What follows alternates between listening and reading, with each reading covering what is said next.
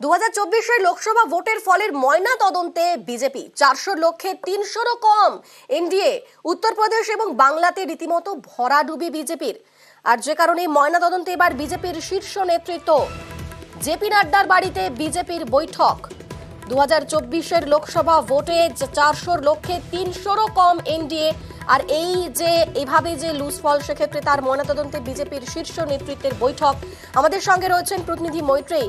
মৈত্রেয়ী, অত্যন্ত গুরুত্বপূর্ণ এই বৈঠক বলা যায়, কারণ 2024 লোকসভা ভোটে যেভাবে ভরাডুবি হয়েছে বিজেপির, সেক্ষেত্রে এই বৈঠকটা অত্যন্ত জরুরি। কারা কারা থাকছেন এই বৈঠকে, কি খবর পাচ্ছি বৈঠক নিয়ে?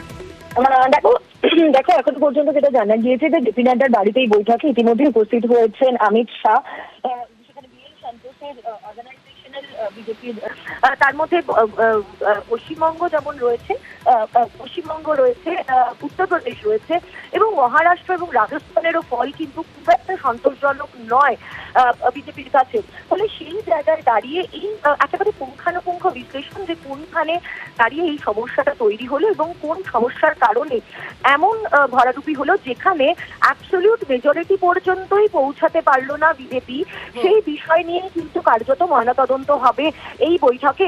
সেটি প্রাথমিক এজেন্ডা হিসেবে ধরা হয়েছে এবং সেই কারণে সমস্ত শীর্ষ নেতৃত্ব এই মুহূর্তে জেপি নাড্ডার বাড়িতে তারা মিলিত হয়েছেন এই বিষয় নিয়ে আলোচনা করার জন্য। অনিন্দিতা, একেবারে ধন্যবাদ মৈত্রেয়ী। গোটা দেশে যেমন বিজেপির ভরাডুবি, তারই পাশাপাশি বাংলাতে তৃণমূলের বিরুদ্ধে ধরাশায়ী বিজেপি। কেন এমন হলো? 7 দিনের মধ্যে জেলা থেকে রিপোর্ট চাইল বিজেপির রাজ্য নেতৃত্ব।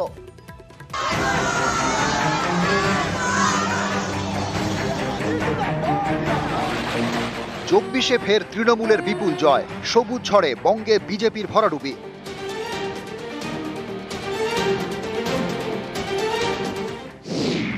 2019 লোকসভা ভোটে 18টি আসন পায় বিজেপি, এবার সেটা কমে 12। কেন 18 আসন ধরে রাখা গেল না? হেভিওয়েটরা কেন হারলেন? এইসব প্রশ্নেরই এখন উত্তর খুঁজছে বঙ্গ বিজেপি। বঙ্গে বিজেপির বিপর্যয়ে ক্ষুব্ধ দলের কেন্দ্রীয় নেতৃত্ব। তাদের প্রশ্নের মুখে পড়তে হচ্ছে রাজ্য বিজেপি নেতাদের। এই পরিস্থিতিতে সাংগঠনিক জেলাগুলির থেকে রিপোর্ট তলব করল বিজেপির রাজ্য নেতৃত্ব। জেলা নেতৃত্বকে 7 দিনের মধ্যে রিপোর্ট দিয়ে জানাতে হবে হারের কারণ। আগামী 7 তারিখ আমরা দিল্লিতে সকালে মিলে বসবো। সেখানে আমাদের নবনির্বাচিত সাংসদদেরকে রাজ্যসভা এবং লোকসভা থেকে ডাকা হয়েছে। সেখানে আমাদের এখান থেকে বিরোধী দলের নেতা শুভেন্দু অধিকারীরা যাওয়ার কথা আছে। দেখতে হবে আগামী দিনে পর্যালোচনা করে যে কোথায় কি ভুল হয়েছিল, কি ভুল করেছি আমরা, এই সমস্ত বিষয়ে দেখে দেওয়া ঠিক করবো। সে তো ময়নাতদন্ত হবে, দল ময়নাতদন্ত করবে। দল জানে ময়নাতদন্তের খুব বেশি প্রয়োজন আছে বলে আমার মনে হয় না। দল জানে কেন কি হয়েছে, খুঁজলেই পাওয়া যাবে। 24 লোকসভা ভোটে টার্গেট বেঁধে দিয়েছিলেন অমিত শাহ। 24 में 35 सीट दीजिए, मैं बताता हूं 25 की जरूरत नहीं पड़ेगी। 25 के पहले ही ममता दीदी की सरकार कड़ड़भूस हो जाएगी। কিন্তু শেষ পর্যন্ত দেখা গেল 35 আসন তো দূরে থাক, 19 আসনগুলি ধরে রাখা গেল না। উত্তরবঙ্গেও আসন ছিনিয়ে নিল তৃণমূল, আর দক্ষিণবঙ্গে তো সবুজ ঝড়, যাতে ধরাশায়ী বিজেপি।